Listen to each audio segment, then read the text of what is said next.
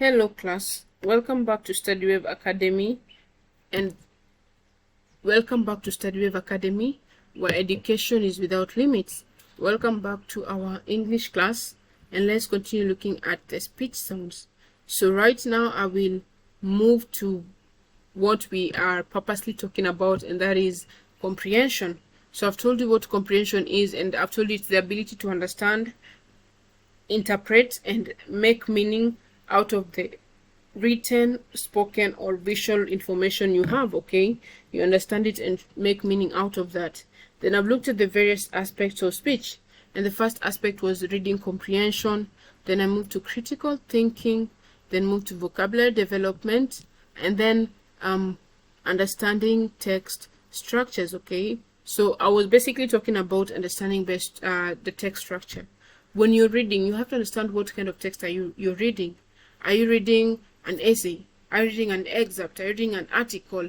This will help you attach the necessary feelings to it. Are you reading a poem? So the way you're reading a poem will be different from how you're reading an essay or how you're reading an article. You don't treat I don't treat them the same way, okay? And that is something you have to understand. How you read a poem is different from how you read a narrative. So that is understanding the text structure. Understand what you're reading. Okay, this is all about comprehension. And then the next aspect is inference and analysis. Here students practice drawing inferences from what they read, identifying implicit information and analyzing the text for deeper meaning, themes and authorial intent. Okay, so here you have to practice drawing inferences from what you read. Okay, you try analyze the text for deeper meaning. Okay, try to understand the theme. What is the author actually passing across? So this is some of the things you have to really understand. So you have to understand the theme. What is the authorial intent? Okay, why is the author writing this book? Why is the author writing about this certain topic? Okay, so that is something you actually really need to understand. Then the next aspect is contextual understanding. Now, comprehension involves understanding the context in which a text is written. This includes historical, social, and cultural context that might influence the content. When you're reading a certain piece, you want to really understand, is it historical? Is it social? Is it from a cultural perspective? So the best thing to do, and what I'm just trying to pass across today, is understand what you're reading. Okay? Understand the context in which the text was written from. Is it from an historical view, from a social view, from a cultural view? Try understand your context or the content or the context in which you're reading from. Okay, this is very important, that and it will help you even gain more insight. And if you want to do research, then you will know where to do research. You'll know that you need maybe the cultural stuff or social or historical. So it will help you even with your research when you know the content.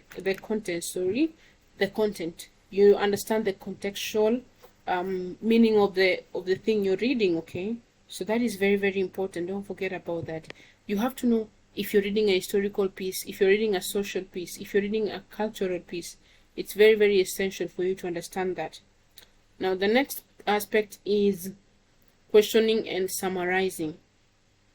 Students develop skills in formulating questions about a text and summarizing information effectively, which demonstrates their comprehension of material.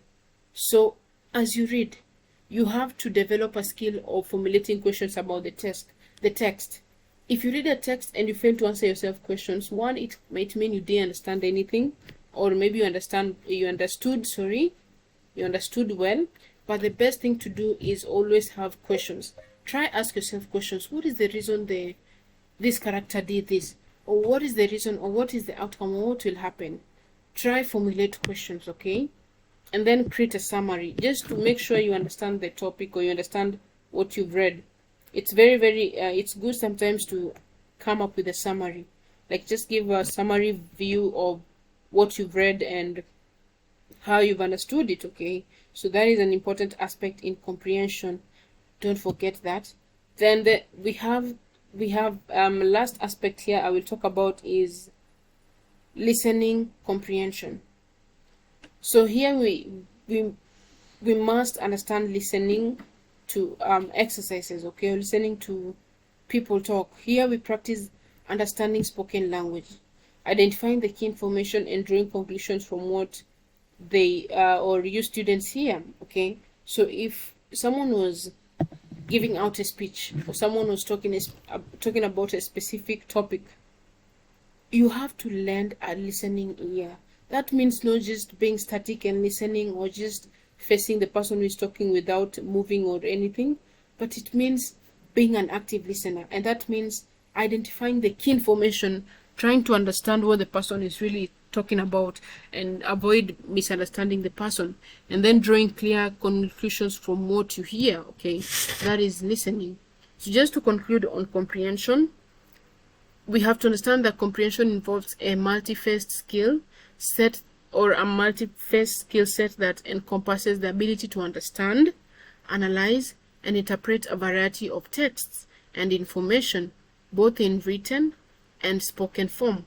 So to extract meaning and infer information beyond our social or beyond the surface level. So this is all about comprehension. It's about understanding, it's about analyzing and interpreting variety of texts, okay.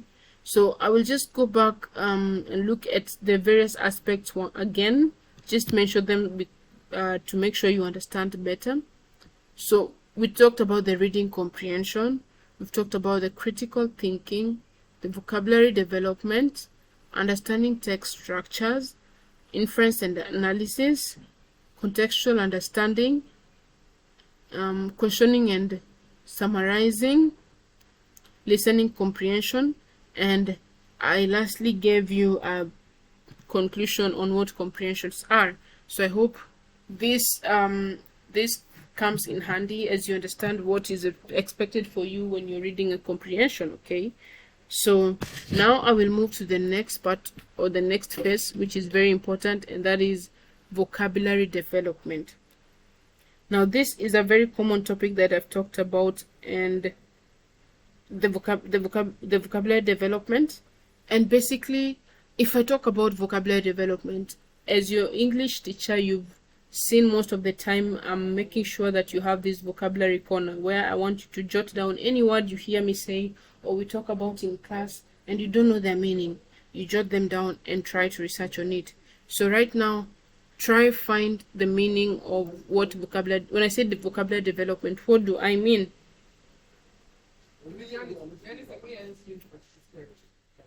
Now, great thinking. So now, vocabulary development just plays a very, very important role in enhancing students' reading, writing, and overall communication skills.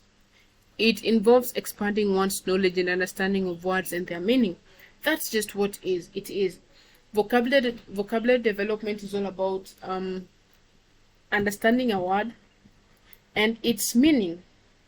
So you just don't know, like you just don't find yourself knowing a lot of ambiguous words. When I say ambiguous, I mean complex or big words. So it's not about understanding ambiguous words, just that, but it's about understanding these ambiguous words and attaching their meaning to it. So if I ask you what does ambiguous mean, you don't just tell me I know how to use it in a sentence, but you don't know the meaning. You have to really, really know the meaning of this word. So that is all about vocabulary development.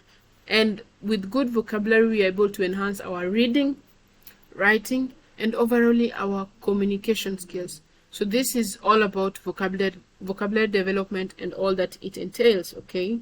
So for you to grow in your vocabulary, there's some things you need to start doing, and that is what I will talk about, and I will mention some of them here. So the first thing is reading comprehension. A strong vocabulary is essential for comprehending complex texts. And let me just make this clear. So the first thing we have is the reading comprehension. So when you want to develop your vocabulary, you have to really, really read widely. Read widely. And what do I mean by reading widely? You don't want to be just reading books or novels, but I want you to be reading, make use of articles, make use of online online things that people write.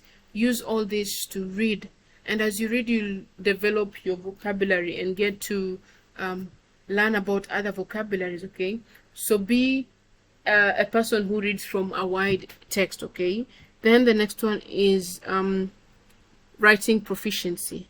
This involves when you talk about writing proficiency, I was talking about reading proficiency. Now, writing proficiency, we want you to express your thoughts and ideas. Okay, so as you're reading, we want you to be able to read and be able to write. Put what you're reading into practice. Okay, then when you talk about academic success, you notice that people with the best reading or the best vocabularies are naturally good performance. They naturally perform well. This is because their writing is adored by most people, and most people would want to write like them. And even people who are good at communicating, you find they are smart people naturally, and this also helps them to gain a lot of marks when they're being marked on their writing work or their speech work, because they do it so perfectly. So these are some of the things that you have to consider when you want to grow your vocabulary. And then communication skills. With a broader vocabulary and above a broader or a wide vocabulary range, you're able to communicate better than some people, because we just common words that people use. For you, you'll be able to use other words to replace these common words. Okay, and this will make people get attracted to your speech, and people will really want to listen to what they're saying or what you're saying, because most people love attaching vocabulary to smartness. Okay, so with a wide vocabulary, you're able to improve on your communication skills. So you to improve on a communication skill, you have to be actively participating in discussions where when you're told to debate on something, you have to be there to do it. Like, just be happy to do some of the things you're asked to do. Okay, so take note of that. And then we have something we call standardized tests. You notice that some tests that you're required to do, for example, the SAT or the ACT tests, they require you to they're vocabulary based questions, where a strong vocabulary can significantly impact on your test scores and college admissions. So with a strong vocabulary, it can help you gain more insight and even do better in these papers, because you have a strong vocabulary command. So take note of that. So this was just an introduction to what vocabulary development is. Now let's move to the real deal here, and I'll talk about the real stuff here that I want to talk about, and that is ways to improve or develop your vocabulary. So I'm going to talk about the ways to develop vocabularies. So how do you develop your vocabularies? How do you read? How do you develop these vocabularies? Okay, so that is what I'm going to talk about. So one is reading widely. Like I said, if you want to develop your vocabulary, you want to be someone who reads books, you read newspapers, you read magazines, you read online articles. Generally, just expose yourself to different world contexts. Don't be someone who just reads books, just books alone. That won't make you gain a lot of insight and a wide view of or range of vocabulary. You want to be someone who gets a lot of vocabulary or knows a lot of vocabularies and their meanings too. So you have to read widely. You have to read from books. You have to read from magazines. Don't allow yourself to just read from one source. So acknowledge the fact that being a good reader or having a wide vocabulary development, you have to start by reading widely, and that means reading materials from all sources, reading books, reading newspapers, reading magazines, reading online articles.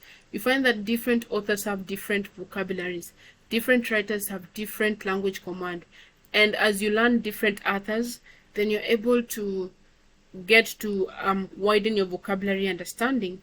The same vocabulary you can find in book, you can even find it in the magazine, but with a different word for it, or with a different meaning and the same word. So just read widely so that you can be able to expose yourself to these things. So read widely.